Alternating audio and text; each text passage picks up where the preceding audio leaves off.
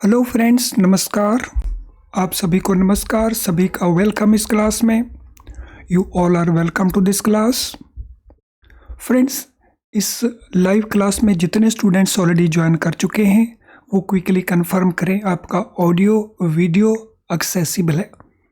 All students who have already join this live class, please confirm your audio video is okay so that we can start the discussion.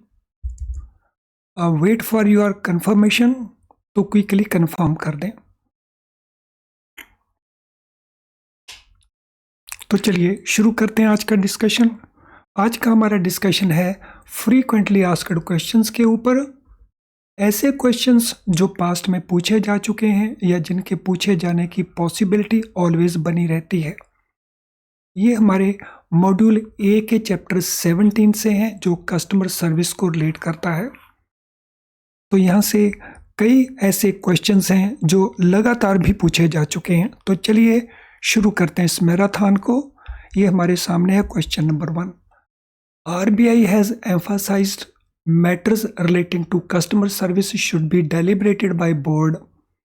Reserve Bank of India ये emphasise करता है कि जो matter customer service को relate करती हैं bank के board of directors के अंदर उसके बारे में चर्चा हो। Board need to review customer service aspects in the bank. So boards को कस्टमर सर्विस के आस्पेक्ट्स को रिव्यू करना चाहिए। So a detailed memorandum should be submitted to board once every how many months. So bank अपने board को एक detailed memorandum पेश करेगा और ये कितने पीरियड के बाद पेश करेगा, वंस इन एवरी 6 मंथ्स या once in every 8 months, once in every 3 months या once in every 9 months. तो what will be the answer? Question number 1. तो ये एक मेमोरेंडम, एक रिव्यू सबमिट करना होगा बोर्ड को। बोर्ड उसको रिव्यू करेगा तो इसका पीरियड क्या रहेगा, that is the question. Question number 1।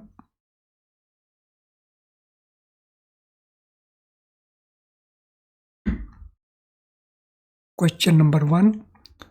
So question number 1 के लिए दिस इज द आंसर। तो ये रिव्यू सबमिट होना है वंस एवरी 6 मंथ्स, हर 6 महीने के बाद ये रिव्यू होना है। सो option A is the answer. Question number 2। The institutional setup prescribed by RBI for banks for customer service includes which of the following. जो इंस्टीट्यूशनल सेटअप है बैंक के with in, reserve Bank of India ने जो prescribe किया है customer service के लिए, उसमें कौन कौन से कंपोनेंट्स हैं। 1. Customer service committee of the board. Number 2. Standing committee on customer service. Number 3. Branch level customer service committee. Number 4. Nodal department और official for customer service. Number 5. Special committee for complaint resolution. तो question में दिए हैं ये 5 ऐसे institutional setup के components. हमने इनमें बताना है कौन कौन से करेक्ट हैं। 1 2 3 4 5 ऑल, 1 2 3 4 ओनली, 1 2 3 ओनली या 1 3 5 ओनली।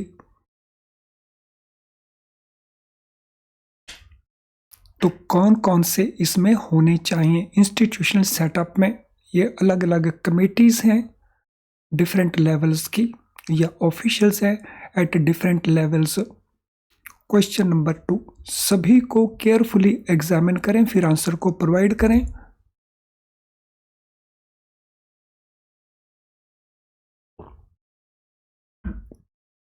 क्वेश्चन नंबर 2 के लिए आंसर क्या बनेगा। तो चलिए सभी को एक एक करके देख लेते हैं। इस इंस्टीट्यूशनल सेटअप में कस्टमर सर्विस कमेटी बोर्ड की होनी चाहिए, यस ये तो होनी चाहिए।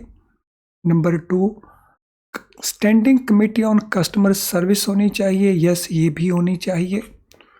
ब्रांच लेवल के ऊपर कस्टमर सर्विस कमेटी होनी चाहिए, यस ये भी होनी चाहिए। नोडल ऑफिशियल या नोडल डिपार्टमेंट कस्टमर सर्विस के लिए होना चाहिए हेड ऑफिस के अंदर, यस ये भी होना चाहिए। Special committee on complaint resolution होनी चाहिए, नो इसका जिक्र नहीं है आरबीआई की इन गाइडलाइंस के अंदर। So number 5 is out. इसके चलते our answer will be B. चलिए अगले क्वेश्चन के ऊपर चलते हैं। फ्रेंड्स, यूट्यूब के ऊपर हम every day free live classes conduct कर रहे हैं जो JIB CIB प्रमोशन एग्जाम्स को कवर करती हैं। सभी पेपर्स को हम कवर कर रहे हैं एवरी डे, तो इसमें कॉन्सेप्ट भी डिस्कस करते हैं, क्वेश्चंस भी, लॉन्ग एंड डिफ़िकल्ट क्वेश्चंस को भी डिस्कस करते हैं और केस स्टडी क्वेश्चंस को भी डिस्कस करते हैं। इन क्लासेस का अगर आप बेनिफिट अभी तक नहीं ले रहे तो दिस इज़ द टाइम जब आप इनका बेनिफिट ले सकते हो अपने एग्ज़ाम की प्रेपरेशन बेटर करने के लिए। तो चलिए अगले पार्ट के ऊपर चलते हैं। Which of the following statement regarding customer service committee of the board are correct? जो बोर्ड की कस्टमर सर्विस कमेटी है तो उससे रिलेटेड कौन सा स्टेटमेंट इनमें करेक्ट है? Experts and representative of customers should be invited. This enables formulating policies and assess compliance thereof. This brings ongoing improvement in quality of customer service. Committee should play proactive role with regard to complaints, grievances resolved by ombudsman. तो board की जो customer service committee है उससे related ये statements हैं। हमने बताना इनमें से कौन कौन सी स्टेटमेंट आपको लगता है कि ये एक्चुअल हैपन होती हैं या करेक्ट हैं। तो ये हमारे ऑप्शन आंसर्स हैं 1 2 3 4 5 ऑल, या 1 2 3 ओनली, या 1 2 4 ओनली, या 1 3 4 ओनली। क्वेश्चन नंबर 3,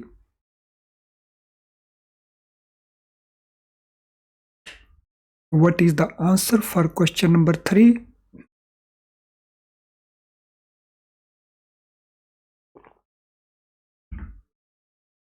तो क्वेश्चन नंबर 3 का आंसर क्या बनता है? चलिए इनको एग्जामिन कर लेते हैं सभी स्टेटमेंट्स को। Experts and representative of customer should be invited. इनकी जो मीटिंग्स होती है उनमें experts and representative of customers को इनवाइट करना चाहिए, ये करेक्ट स्टेटमेंट है।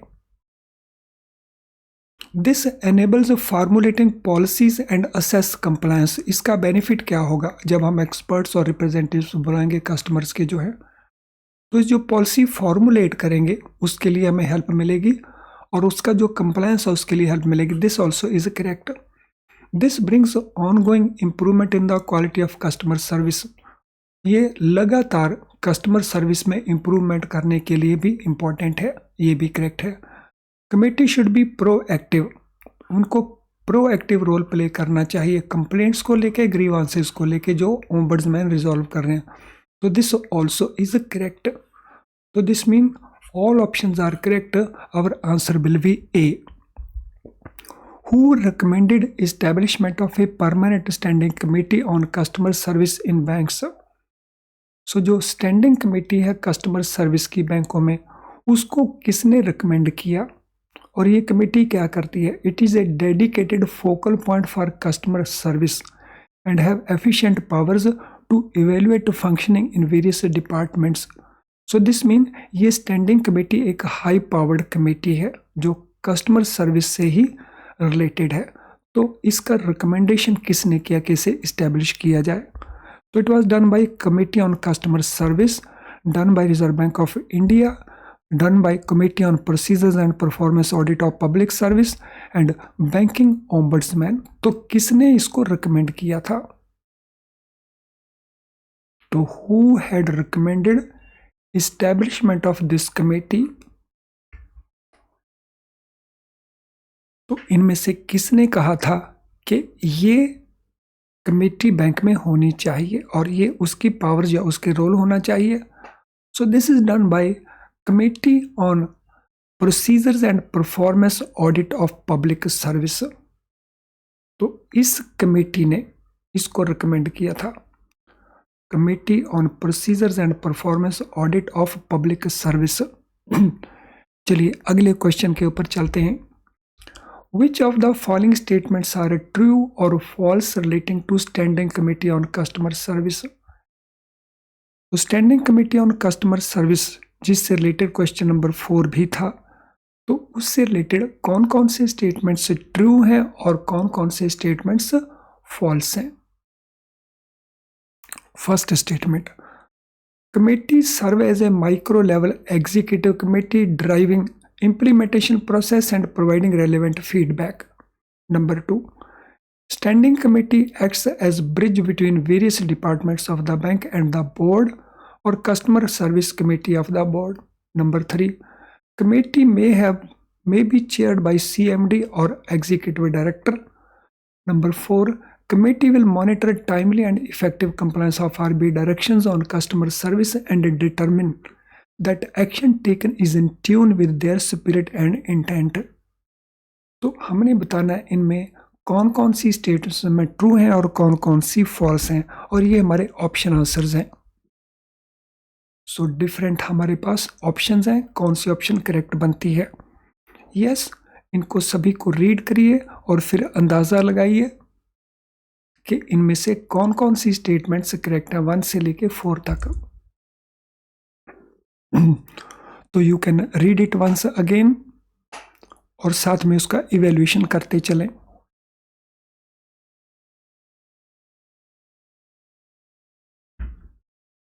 अगर आपने इस चैप्टर को पढ़ा है और इसके नोट्स बनाए हैं तो फिर आपको डिफ़िकल्टी नहीं होनी चाहिए, लेकिन अगर आपने ऐसा नहीं किया है तो फिर इनके आंसर देने में आपको डिफ़िकल्टी तो आएगी.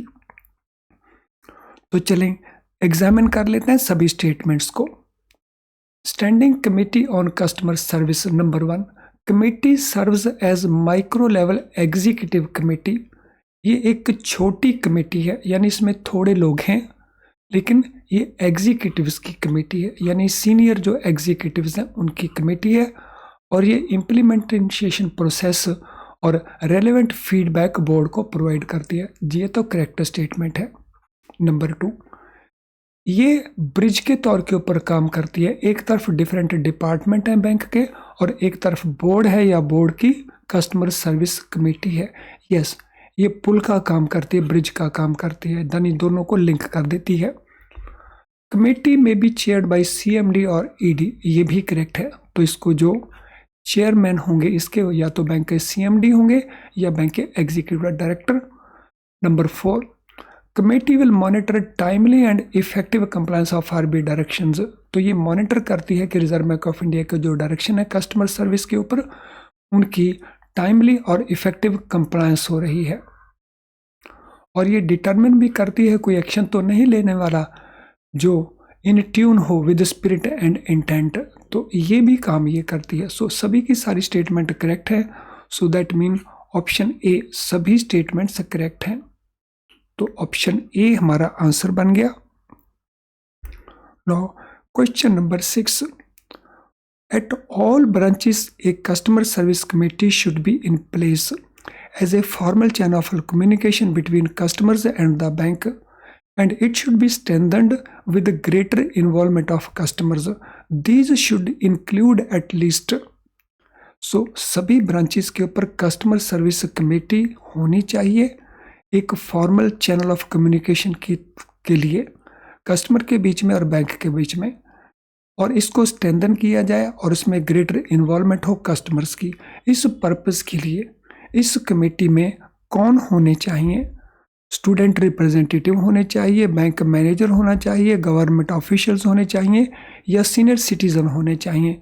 बैंक मैनेजर को तो खैर होना है, तो इसको तो हम for the time being answer देते समय एक तरफ रख दें. बाकी ऑप्शन में से हमने आंसर प्रोवाइड करना है. स्टूडेंट रिप्रेजेंटेटिव होने चाहिए, गवर्नमेंट ऑफिशियल होने चाहिए या सीनियर सिटीजन होने चाहिए.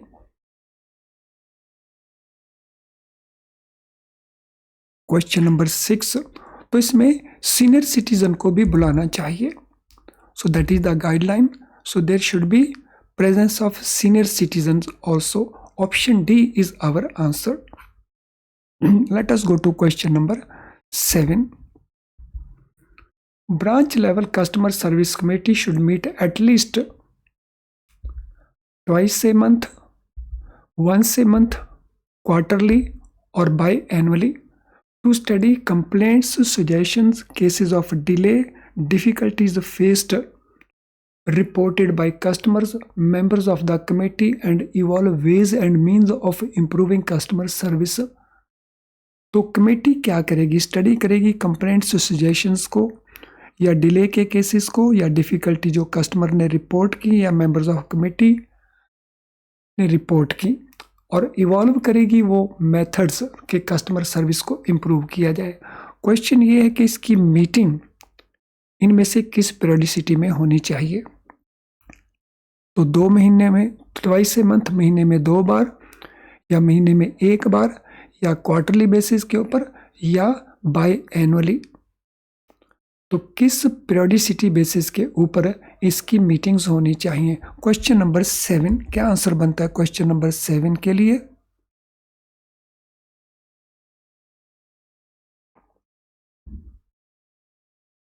सो इनकी मीटिंग होनी चाहिए महीने में कम से कम 1 बार, at least once in a month. At least means कम से कम 1 बार, once a month. Question number 8, the branch level committee should submit quarterly report, monthly report, annual report, या biannual report, giving inputs and suggestions to the standing committee on customer service. ये जो branch level committee है, ये suggestions या input देगी standing committee on customer service को। उसके लिए इनको एक रिपोर्ट सबमिट करनी है। सो रिपोर्ट की पीरियडिसिटी क्या है? क्वार्टरली बेसिस के ऊपर, मंथली बेसिस के ऊपर, एनुअल बेसिस के ऊपर, या बाय एनुअल। इनकी जो मीटिंग होनी है वो कम से कम महीने में 1 बार होनी चाहिए, और ये रिपोर्ट इनको किस पीरियडिसिटी के बेसिस के ऊपर सबमिट करनी है? क्वेश्चन नंबर 8, देखिए क्या आंसर बनता है क्वेश्चन नंबर 8 का।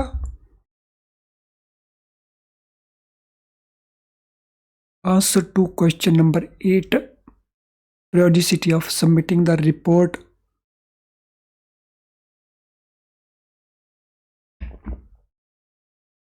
ये रिपोर्ट सबमिट होनी है क्वार्टरली बेसिस के ऊपर। So option A is the correct answer. Quarter में 1 बार, यानी on a quarterly basis this report is to be submitted.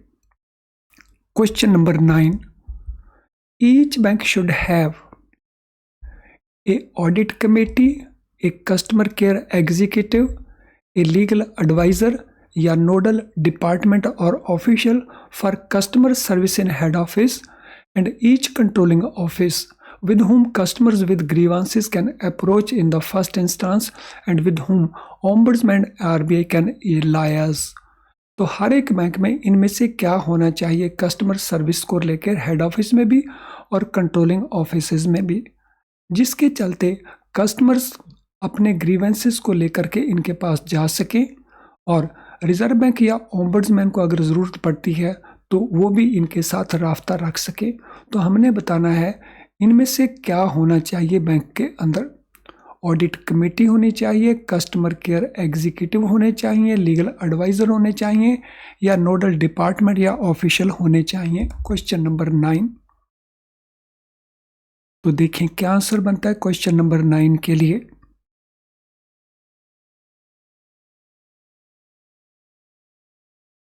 So question number 9 के लिए आंसर बनता है, ऑलरेडी हमने डिस्कस भी किया था, नोडल डिपार्टमेंट या ऑफिशियल होना चाहिए। सो 1 नंबर क्वेश्चन में हमने इसका जिक्र किया था, अगर आप इसको रिकॉल कर सकें तो हमने this was the answer. Nodal department या ऑफिशियल बैंक के हेड ऑफिस में भी और बैंक के कंट्रोलिंग ऑफिस के अंदर भी। Banks should have following policies duly approved by their board which are essentially pertaining to customer service. Bank के पास ये पॉलिसीज होनी चाहिए जिसे बोर्ड ने प्रॉपरली अप्रूव किया हो, और ये रिलेट करती हैं कस्टमर सर्विस को। कौन कौन सी पॉलिसीज़ हैं? Comprehensive deposit policy, cheque collection policy, customer compensation policy, customer grievance redressal policy, comprehensive digital transaction policy. तो कौन कौन सी पॉलिसीज़ होनी चाहिए? 1 2 3 4 ऑल, या 1 2 3 4 ओनली, या 1 2 3 ओनली, या 1 3 5 ओनली। तो कौन कौन सी पॉलिसीज होनी चाहिए? तो ये हमारा क्वेश्चन है, क्वेश्चन नंबर 10। फ्रेंड, ये सभी क्वेश्चंस वेरी इंपॉर्टेंट हैं पास्ट में पूछे जा चुके हैं या इनके पूछे जाने की पॉसिबिलिटी ऑलवेज बनी रहती है। तो जब भी आप स्टडी करें हैंड रिटन नोट्स ज़रूर बनाएं। हैंड रिटन नोट्स आपकी अंडरस्टैंडिंग को इम्प्रूव करते हैं। इसके अलावा आप देर तक इनको याद रख सकते हैं और पेपर में रिवीजन के समय भी ये काम आते हैं। तो ये इम्पोर्टेंस होती है हैंड रिटन नोट्स की। तो कौन कौन सी पॉलिसीज बैंक का बोर्ड अप्रूव करेगा, चलिए देख लेते हैं कौन कौन सी पॉलिसीज हैं। नंबर 1, कॉम्प्रिहेंसिव डिपॉजिट पॉलिसी, ये तो होनी चाहिए। Number 2, cheque collection policy, yes ये भी होनी चाहिए। नंबर 3, कस्टमर कॉम्पेंसेशन पॉलिसी, ये भी होनी चाहिए। Customer grievance redressal policy, yes ये भी होनी चाहिए। कॉम्प्रिहेंसिव डिजिटल ट्रांजैक्शन पॉलिसी, इस नाम की कोई पॉलिसी नहीं है, तो दिस इज आउट। तो दिस मीन ऑप्शन बी हमारा आंसर बन जाएगा। चलें अगले क्वेश्चन के ऊपर चलते हैं। Various policies framed by banks for customer compensation और grievance redressal etcetera should be made known to the customer through. तो जो अलग अलग पॉलिसीज बैंक बनाता है कस्टमर कॉम्पेंसेशन के लिए या ग्रीवांस रिड्रेसल के लिए, तो कस्टमर को इनकी जानकारी होनी चाहिए और बैंक ये जानकारी इनमें से कैसे प्रोवाइड करेगा, वेबसाइट के थ्रू, ब्रांचों में एक नोटिस लगा करके या ब्राउचर्स बांट करके। ये हमारे ऑप्शन आंसर्स हैं 1 2 3 all, 1 and 2 only, 2 and 3 only या 1 and 3 ओनली। सो वेबसाइट के थ्रू, ब्रांचों में नोटिस के द्वारा या ब्राउचर्स बांट करके। Question number 11, what is the answer?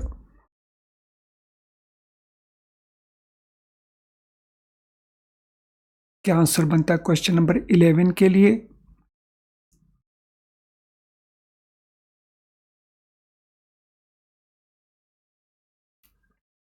What is the answer for question number 11?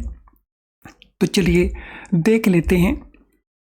तो वेरियस पॉलिसीज, हाँ इसका जो कस्टमर को बताना है वेबसाइट के थ्रू बताना है, yes this is correct.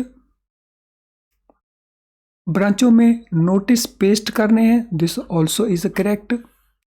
Brochures बांटने हैं, ये जरूरी नहीं है, तो दिस इज आउट। तो this mean option B is our answer. Question number 12, if a bank provides some other facilities by tying up with placement of deposit, it is treated as and should not be adopted by the bank। तो अगर bank कोई facility provide करता है tie up करके with placement of deposit, कि आप हमें deposit दो और हम आपको ये फैसिलिटी प्रोवाइड करेंगे, तो इस प्रकार की फैसिलिटी को क्या ट्रीट किया जाएगा? Promotional activity, innovative scheme, restrictive practice या रेगुलेटरी मेजर। तो अगर बैंक कोई फैसिलिटी प्रोवाइड करता है ये कंडीशन के साथ कि आप डिपॉजिट हमें दीजिए टाई अप करके, तो इसको हम क्या मानेंगे? इनमें से प्रमोशनल एक्टिविटी मानेंगे, इनोवेटिव स्कीम मानेंगे, रिस्ट्रिक्टिव प्रैक्टिस मानेंगे या रेगुलेटरी मेजर मानेंगे। क्वेश्चन नंबर 12, क्या आंसर हमारा रहेगा क्वेश्चन नंबर 12 के लिए? फ्रेंड इसको माना जाएगा रिस्ट्रिक्टिव प्रैक्टिस, कि आप अगर ये करेंगे तो हम आपके लिए ये कर देंगे, तो ये रिस्ट्रिक्टिव प्रैक्टिस है और जिससे reserve Bank of India discourage करता है।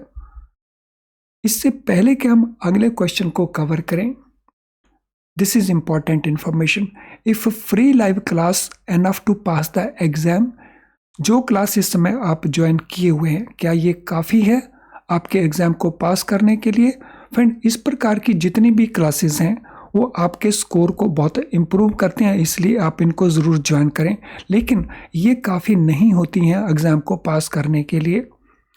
एग्ज़ाम को पास करने के लिए आपको फुल सिलेबस का कवरेज करना होता है, लेकिन इन क्लासेस में हम बिकॉज ऑफ टाइम कंस्ट्रेंट पूरे सिलेबस को नहीं कवर कर पाते, इसीलिए इनको ज़रूर ज्वाइन करें, इनका बेनिफिट लें, ये आपके मार्क्स को इम्प्रूव करेंगी।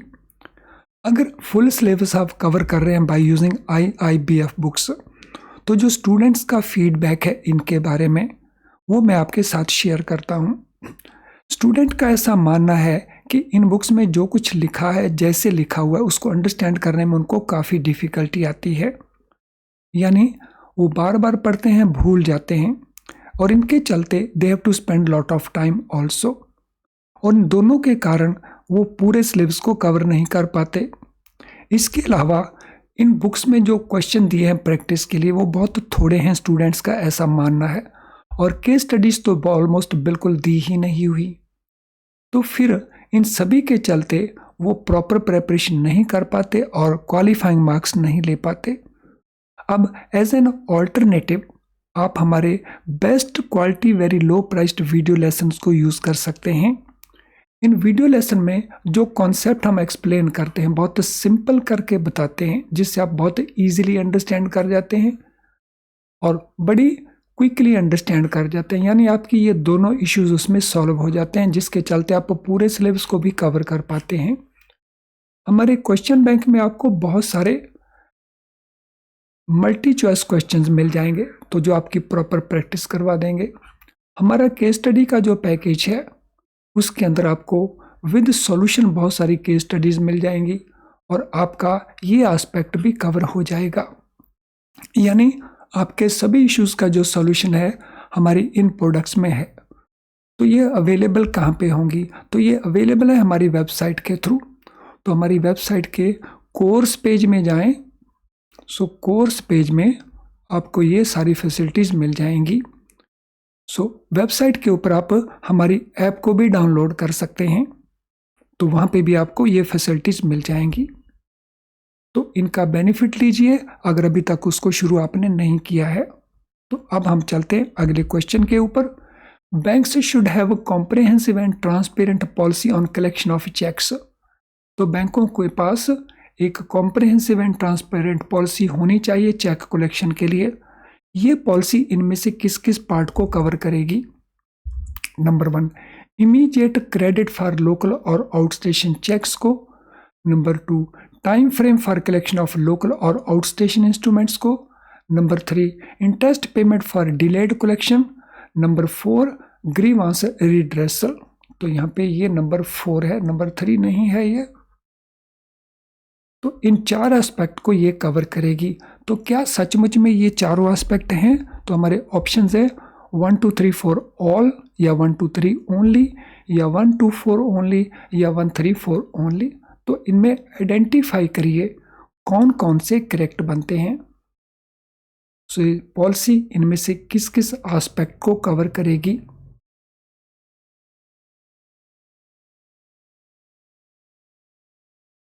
क्वेश्चन नंबर 13, क्या आंसर बनेगा क्वेश्चन नंबर 13 का?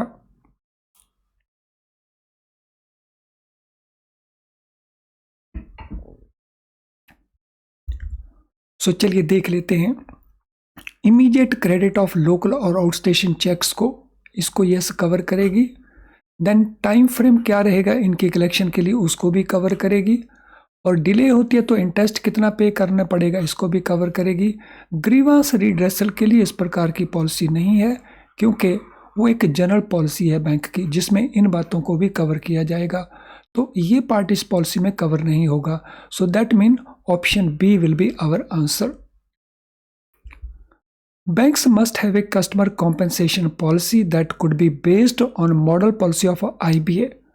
तो यहाँ पे हम बात कर रहे थे चेक कलेक्शन की पॉलिसी को, यहाँ बात हम कर रहे हैं कस्टमर कॉम्पनसेशन पॉलिसी को, जो IBA की मॉडल पॉलिसी उसके ऊपर बेस्ड होनी चाहिए। It should cover the following aspect: erroneous debits due to fraudulent और other transactions, payment of interest for delays in collection, payment of interest for delay in issue of duplicate drafts, other unauthorized actions of the bank leading to financial loss to the customer। तो customer compensation policy में इनमें से कौन कौन से aspects cover होने चाहिए? 1 2 3 4 all, या 1 2 3 ओनली, या 1 2 4 ओनली, या 1 3 4 ओनली। तो ये आंसर हमने प्रोवाइड करना है क्वेश्चन नंबर 14 के लिए। So what shall be the answer for question number 14? तो 4 स्टेटमेंट्स आपको दी हैं, तो इन 4 स्टेटमेंट्स में 4 एस्पेक्ट्स हैं, तो देखिए कौन कौन से एस्पेक्ट को कवर करना होगा।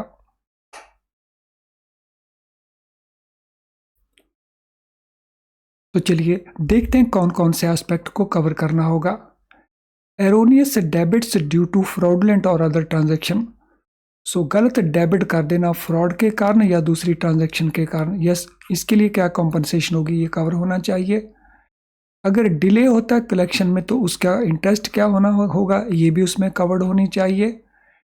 अगर डिले होती है issue of duplicate DD issue करने में तो उसका भी जिक्र होना चाहिए। बाकी की जो अनऑथराइज्ड एक्शन है बैंक के जिसके कारण कस्टमर को फाइनेंशियल लॉस हो सकता है, उसके लिए भी कॉम्पनसेशन क्या होगी, ये भी कवर होना चाहिए। तो ये सारे के सारे एस्पेक्ट कवर होने चाहिए। So that mean option A इसमें हमारा आंसर बनेगा। Question number 15, banks should have board approved policy for general management of branches covering। सो बैंकों के पास बोर्ड के द्वारा अप्रूव्ड एक जनरल मैनेजमेंट पॉलिसी भी होनी चाहिए, से ब्रांचेस को जनरली कैसे मैनेज किया जाए। सो इसमें किस किस बात को कवर किया जाए। Infrastructure facility at the branches, number 2 enquiry counters at large and big branches in addition to reception counters, number 3 multilingual indicator boards at all counters, number 4 use of Hindi regional language in transacting business with the customers। तो बैंकों के द्वारा board के द्वारा approved ये policy हो जो general management of branches को कवर करेगी। तो इसमें ये 4 एस्पेक्ट होना चाहिए, ऐसा क्वेश्चन का कहना है। हमने एग्जामिन करना है इनमें से कौन कौन से एस्पेक्ट करेक्ट हैं, 1 2 3 4 ऑल या 1 2 3 ओनली या 1 2 4 ओनली या 1 3 4 ओनली, किन किन एस्पेक्ट्स को इनमें कवर होना चाहिए। क्वेश्चन नंबर 15 क्या आंसर बनता है, देखिए एग्जामिन करिए क्वेश्चन नंबर 15 को। What should be answer for question number 15। Infrastructure facilities at branches, इसके बारे में इसमें चर्चा हो, yes it is. Enquiry counter होने चाहिए लार्ज एंड बिग ब्रांचेस के साथ में और रिसेप्शन काउंटर के अलावा, तो ये भी करेक्ट है। मल्टीलिंगुअल इंडिकेटर बोर्ड होने चाहिए सभी काउंटर्स के ऊपर, ये भी करेक्ट है। हिंदी का यूज़ होना चाहिए, साथ में रीजनल लैंग्वेज को भी यूज़ किया जाना चाहिए जो ट्रांजैक्टिंग बिजनेस है कस्टमर के साथ, ये भी होना चाहिए।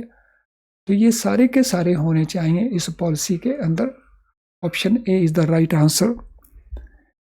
As part of general management of branches in a bank, banks should have an official who should keep on moving to ensure responsiveness of employees and helping customers in their transaction. Such officials are called। तो general management ब्रांचों का कैसे हो, उसके अंदर बैंकों को एक official भी नियुक्त करना चाहिए जिसका काम है कि वो मूव करता रहे और देखता रहे कि एम्प्लॉइज़ का जो रिस्पॉन्स है कस्टमर के प्रति कैसा है और क्या एम्प्लॉइज़ कस्टमर को हेल्प कर रहे हैं या नहीं कर रहे हैं ट्रांजैक्शंस के लिए। तो उस प्रकार के ऑफिशियल को क्या कहते हैं, इनको कहा जाता है मोबाइल मैनेजर, इनको कहा जाएगा डायनामिक ऑफिशियल, इनको कहा जाएगा रोविंग ऑफिशियल या इनको कहा जाएगा एजाइल सुपरवाइजर।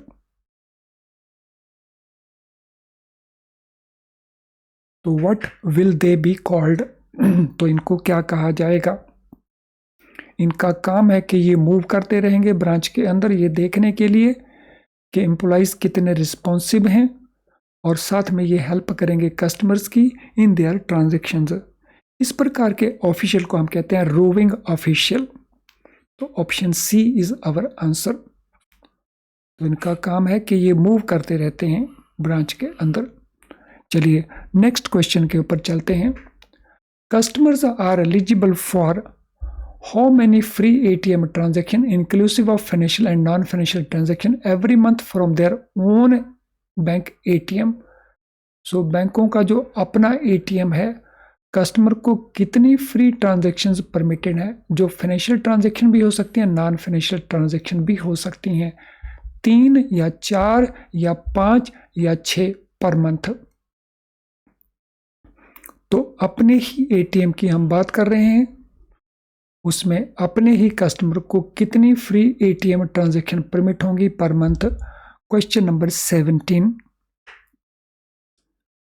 तो कस्टमर को ये ट्रांजैक्शंस 5 कम से कम अवेलेबल होंगी, at least 5. Option C is the right answer. Question 18, customers are eligible for free transactions. यहाँ पे भी हम एटीएम की बात कर रहे हैं, including financial and non financial from other bank ATMs, और वो भी मेट्रो सेंटर्स के ऊपर. और नॉन मेट्रो सेंटर्स में वो कितनी होंगी? सो कितनी ट्रांजैक्शन मेट्रो सेंटर, कितनी ट्रांजैक्शन नॉन मेट्रो सेंटर. और एटीएम है दूसरे बैंकों का, अपने बैंक का नहीं. अपने बैंक का तो हमने ऊपर कवर कर लिया है. So it is 2 and 4, it is 3 and 5, it is 4 and 6, it is 5 and 7. कम से कम होती हैं ये, एटलीस्ट.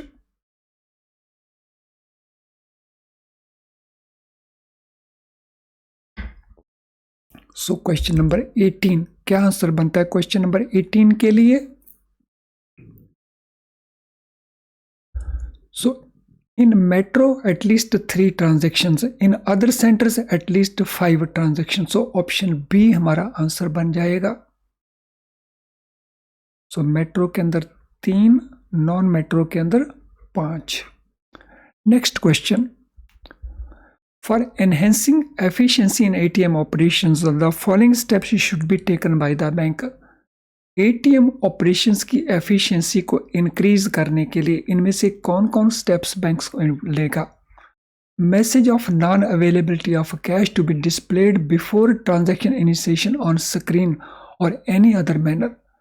कैश अवेलेबल नहीं है, ये मैसेज फ्लैश करना चाहिए स्क्रीन के ऊपर कि कैश अवेलेबल नहीं है, और वो भी उसके ट्रांजैक्शन इनिशिएशन से पहले.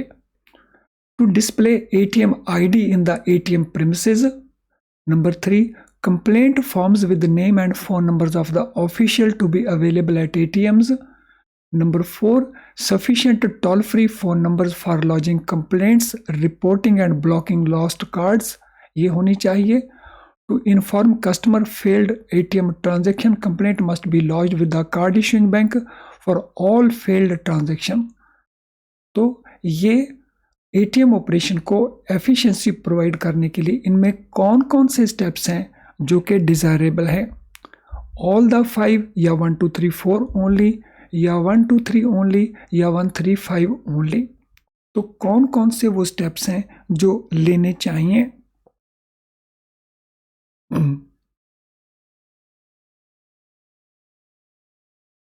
सो एटीएम्स को लेकर के इनमें कौन कौन से हमारे करेक्ट स्टेटमेंट्स हैं? तो चलिए इनको एग्जामिन करते हैं. Message of non availability of cash, yes, ये तो पहले आ जाना चाहिए अगर कैश अवेलेबल नहीं है. एटीएम आईडी उसको डिस्प्ले करना, ताकि अगर कंप्लेंट करनी है तो वो आईडी कोड की जा सके. कंप्लेंट फॉर्म्स वहाँ पे होने चाहिए, name and phone number of official जिसको ये कंप्लेंट भेजना है. Toll free phone numbers complaint launch करने के लिए या रिपोर्टिंग के लिए या ब्लॉकिंग ऑफ लॉस्ट कार्ड के लिए होने चाहिए. Inform customer failed ATM transaction, complaint must be launched with card issuing bank. ये ऑल टुगेदर एक अलग इंस्ट्रक्शन है, तो ये फेल्ड एटीएम ट्रांजैक्शन से रिलेटेड है, ये इसका पार्ट नहीं है. तो this mean option B is the right answer.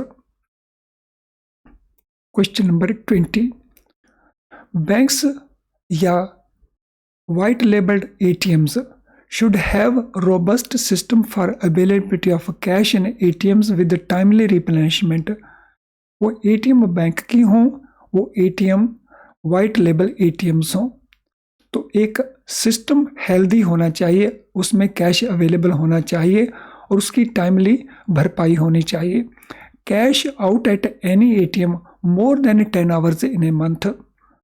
10 घंटे से ज़्यादा अगर कैश अवेलेबल नहीं है एक महीने के अंदर, तो फ्लैट पेनल्टी देनी होगी बैंक को पर ATM. तो वो फ्लैट पेनल्टी कितनी है? 5,000 रुपीज़ की, 7,005 रुपीज़ की, 10,000 रुपीज़ की या 15,000 रुपीज़ की? तो पेनल्टी कितनी पे करनी होगी कैश आउट के लिए अगर 10 घंटे से ज़्यादा एक महीने में कैश आउट रहा उसके अंदर? Question number 20. What shall be the answer? So question number 20 के लिए ये पेनल्टी का अमाउंट है ₹10,000, 10,000 रुपये उसको पर एटीएम पेनल्टी पे करनी पड़ेगी जिन जिन एटीएम में कैश वाज आउट।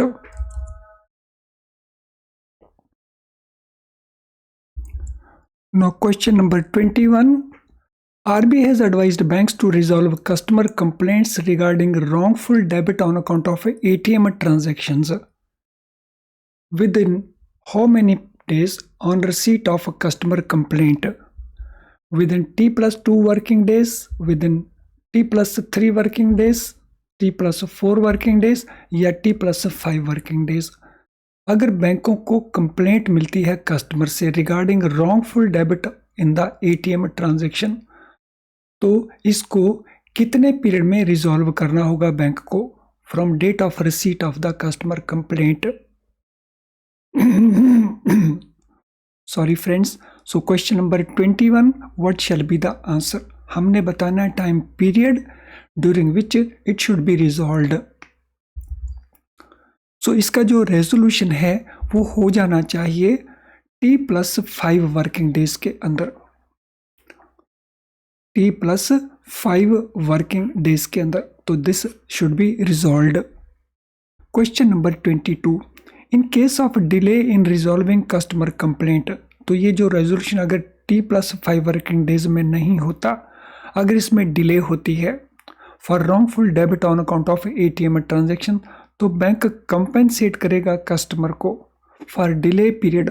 कॉम्पनसेशन का रेट क्या होगा पर डे ऑफ डिले, तो ये 50 रुपीज़ होगा, ये 75 रुपीज़ होगा, ये 100 रुपीज़ होगा, या 125 रुपीज़ होगा। So compensation per day of delay, delay के पीरियड के लिए हर एक दिन के लिए ये कॉम्पनसेशन का अमाउंट कितना होगा, तो इट विल बी ₹100, 100 रुपये होगा। और इसके लिए कस्टमर को कोई रिक्वेस्ट की ज़रूरत नहीं, so this will be done by the bank automatically. So question number 23, card issuers are required to inform card holders the procedure to report loss, theft और अनऑथराइज्ड यूज ऑफ कार्ड और PIN. तो जो card issue करने वाली company है उनको card holder को inform करना होगा वो प्रोसीजर कि अगर कार्ड लॉस होता है या उसकी थेफ्ट होती है या अनऑथराइज्ड उसका यूज़ होता है। For this purpose they shell provide multiple channels, इसके लिए वो एक से ज़्यादा चैनल्स प्रोवाइड करेंगे।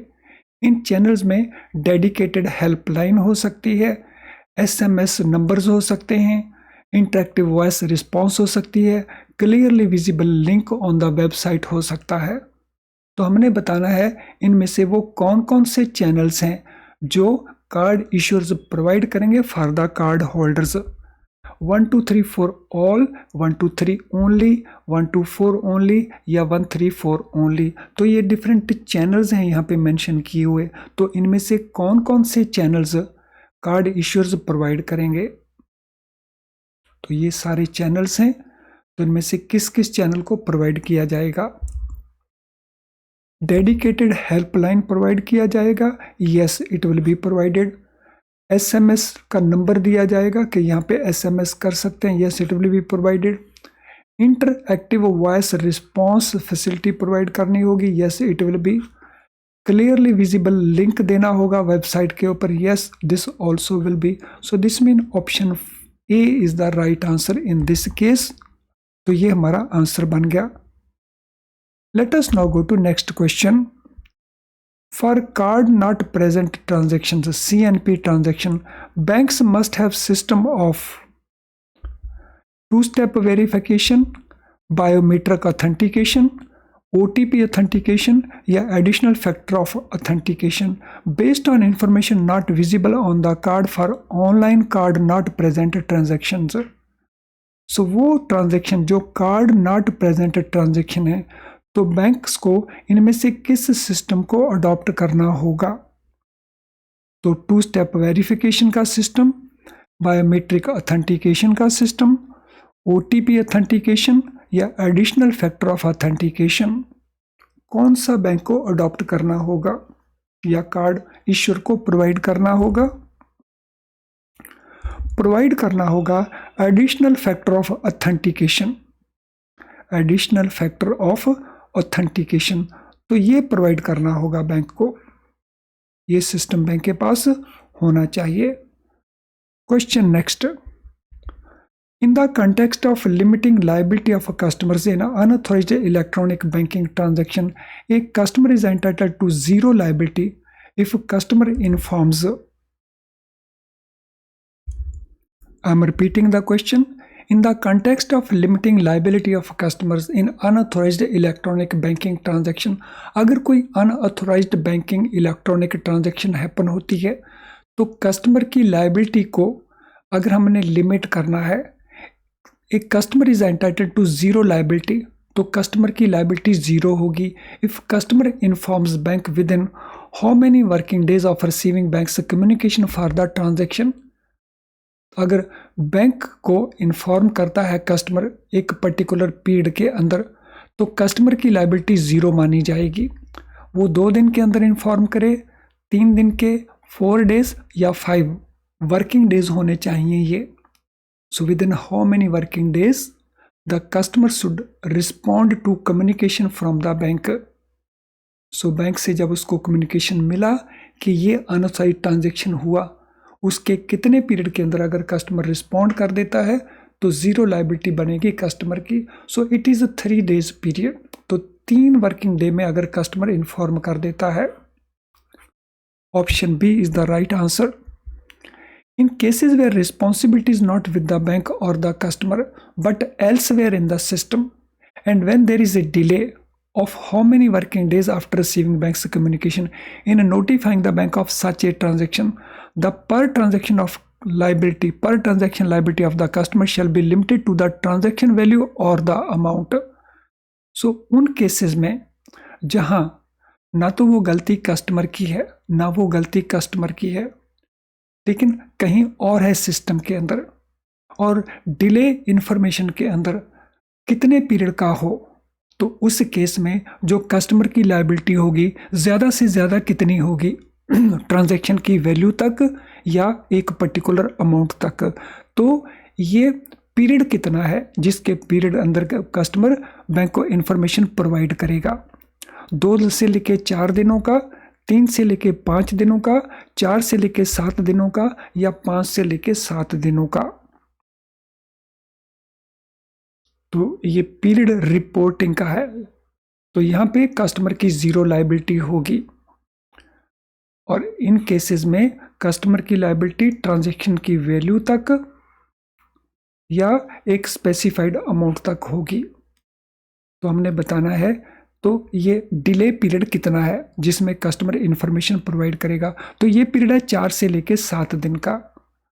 अगर ये इंफॉर्मेशन 4 से लेके 7 दिन के बीच में दी जाती है, 3 दिन के अंदर नहीं दी जाती, 3 दिन के अंदर कस्टमर की कोई लायबिलिटी नहीं होगी। No question number 27, customer liability for unauthorised electronic banking transaction reported after 3 days, maximum liability for BSBD account. तो बैंक सेविंग डिपॉजिट अकाउंट जो है basic saving bank deposit account है, तो उसमें बैंक की लायबिलिटी, कस्टमर की लायबिलिटी ज़्यादा से ज़्यादा कितनी होगी। अगर वो रिपोर्टिंग करता है आफ्टर 3 डेज, 3 दिन तक तो कोई लायबिलिटी नहीं होती, 3 दिन के बाद अगर वो रिपोर्टिंग करता है तो मैक्सिमम लायबिलिटी 5000 होगी, 2000 होगी, 10,000 होगी या 5,000 होगी, 500 होगी। So how much will be liability of the customer? तो वो रिपोर्टिंग करता है 3 दिन के बाद, और अकाउंट है basic saving bank deposit account.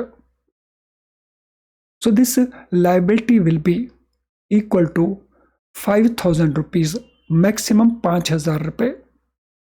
So it will be limited to 5,000 rupees। किन केसेस में, जहां इलेक्ट्रॉनिक बैंकिंग ट्रांजैक्शन अनऑथोराइज्ड है और रिपोर्टिंग 3 दिन के बाद है।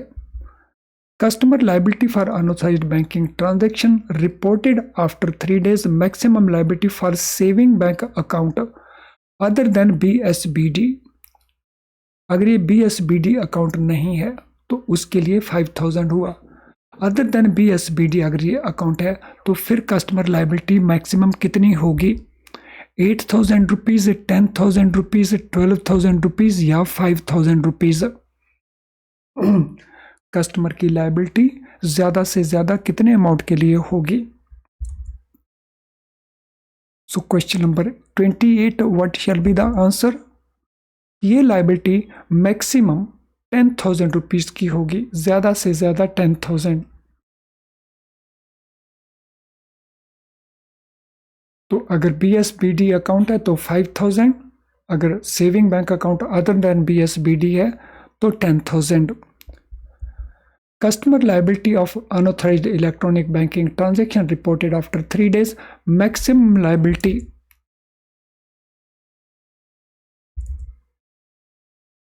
The maximum liability for current account of individual.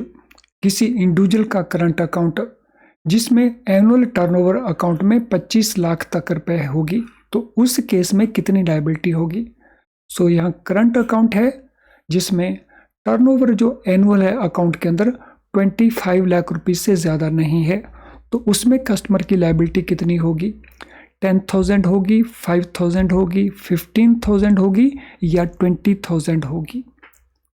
So what will be customers liability? Unauthorised electronic banking transaction जहां कस्टमर रिपोर्ट करता है आफ्टर 3 डेज।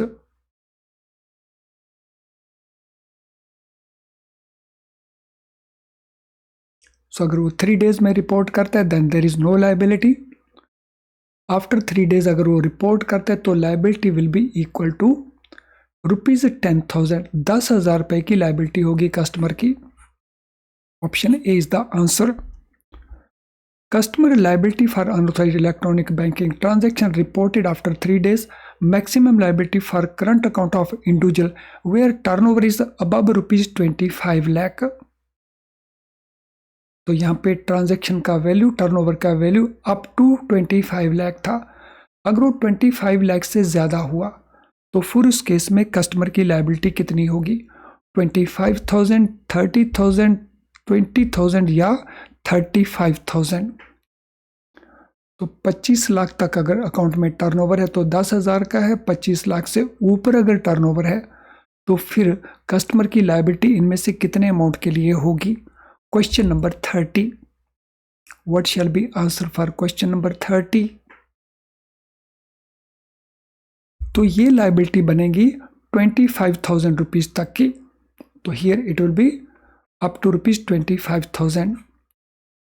फ्रेंड, आज के लेसन के साथ अगर आपका कोई क्वेश्चन हो तो आप अपने क्वेश्चन को टाइप कर सकते हैं in comment box of this video.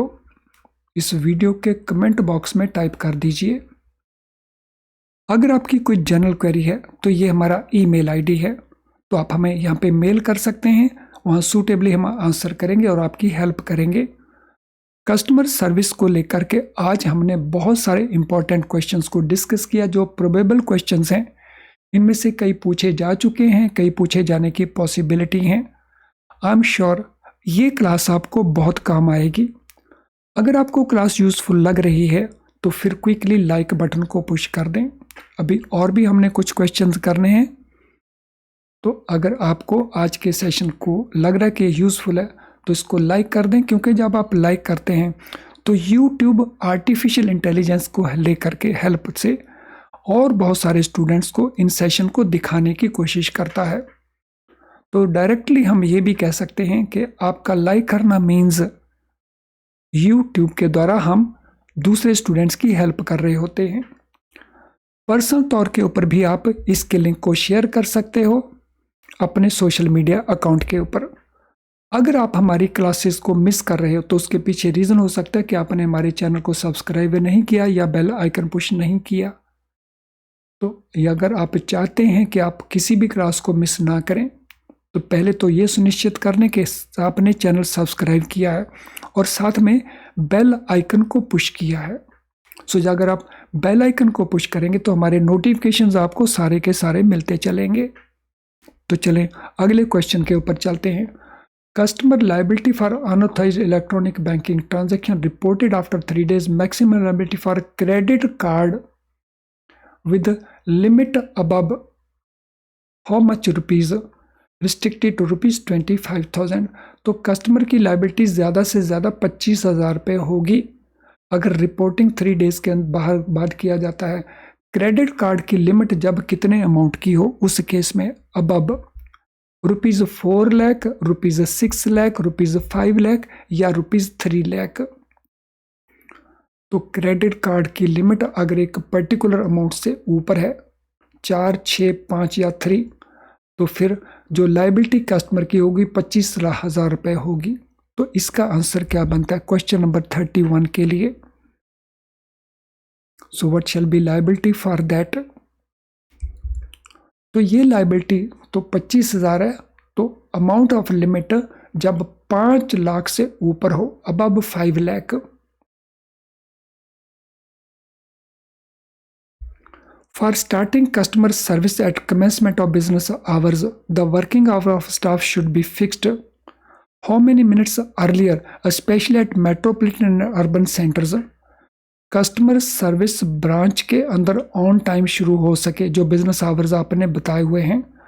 तो उसके लिए जो स्टाफ के वर्किंग आवर्स होंगे वो कितने मिनट्स अर्लियर होंगे कमेंसमेंट ऑफ बिजनेस आवर्स से, specially at metropolitan branches and urban centres 20 minutes earlier हों, 10 मिनट्स अर्लियर हों, 15 मिनट्स अर्लियर हों या 25 मिनट्स अर्लियर हों। सो कितने मिनट पहले स्टाफ को आना होगा बिजनेस आवर्स के शुरू होने से पहले अर्बन सेंटर्स में और मेट्रोपॉलिटन ब्रांचेस में। तो स्टाफ को आना होगा 15 मिनट पहले, 15 मिनट्स बिफोर। तो उनके 15 मिनट पहले शुरू हो जाएंगे working hours of the staff. तो कमेंसमेंट ऑफ बिजनेस आवर्स से पहले 15 minute. Next question, branches are required to function for public at least how many hours on week days and on working Saturdays. So जब हम बात करते हैं कि ब्रांचों को कम से कम कितने घंटे काम करना होगा वीक डेज के ऊपर और वर्किंग डेज के सैटरडे को, 6 आवर्स, 4 आवर्स, 5 आवर्स या 7 hours.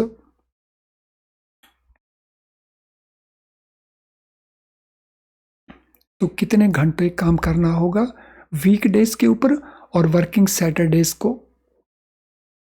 So for how many hours उनको पब्लिक को सर्विस प्रोवाइड करनी होगी।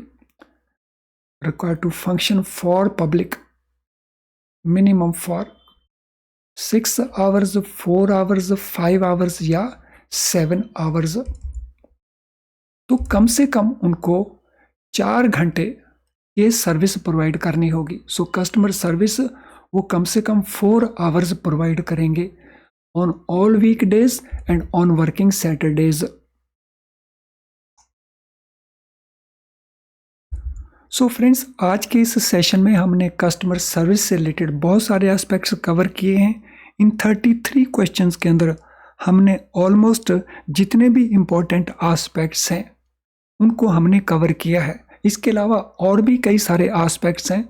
तो उसके लिए आप इस चैप्टर को 17 नंबर जो चैप्टर है कस्टमर सर्विस के ऊपर, इसको आपको ज़रूर पढ़ लेना चाहिए। तो उससे और भी कई सारे एस्पेक्ट्स हैं जो आप इसको फॉलो कर पाएंगे। फ्रेंड्स, हमारी ये क्लासेस आपको कैसे लगती हैं, मैराथन की ये क्लासेस वेदर यूज़फुल लगती हैं या यूज़फुल नहीं लगती, तो इसका फीडबैक हमें इस वीडियो के कमेंट बॉक्स में दे सकते हैं। तो इस वीडियो के कमेंट बॉक्स को आप अपना क्वेश्चन पूछने के लिए भी यूज़ कर सकते हो और आप अपना फीडबैक देने के लिए भी इसको यूज़ कर सकते हो। अगर कोई आपकी जनरल क्वेरी है तो ये हमारा ईमेल आईडी है, तो आप इसको यूज़ कर सकते हैं। तो यहाँ पे आप अपनी क्वेरी डाल दीजिए and we will suitably answer that one. हमारी वेबसाइट के ऊपर आपको बहुत सारी चीज़ें मिल जाएंगी, इसको ज़रूर यूज़ करें। हमारे चैनल के ऊपर आपको बहुत सारे रेलेवेंट वीडियोस मिल जाते हैं, तो इसको भी ज़रूर यूज़ करें। तो चलिए अब इस सेशन को हम वाइंड अप करेंगे। So thank you friends and all the best.